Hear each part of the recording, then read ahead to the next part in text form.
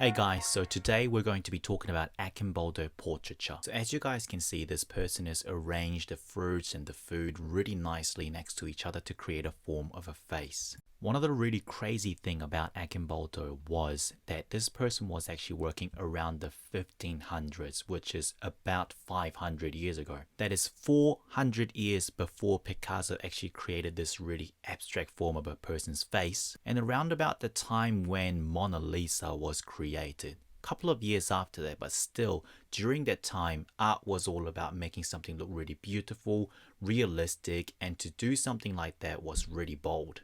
Now technically we cannot paint something like this. However, we can use some of the creative skill to create something like this, not necessarily using the paint.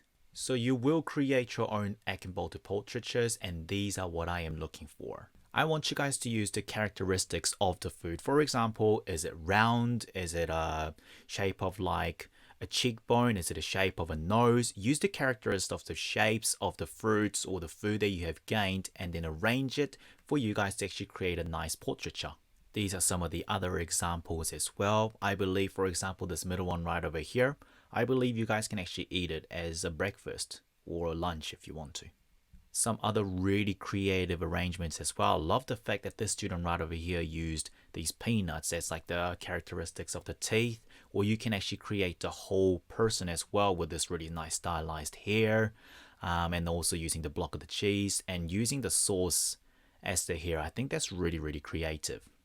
Now, if you can't really get the food, don't worry. You can get some magazines that has some food as well and etc. And then as this person has done over here, you guys can cut out the shapes and then you can actually glue that in as well.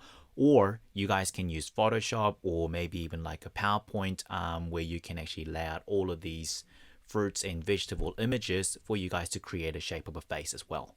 Now, most importantly, these works will be graded, and there are two things I'll be looking at. First one is how well you develop your idea. Basically, I don't want to see something that's really boring and yeah, something I've already seen before.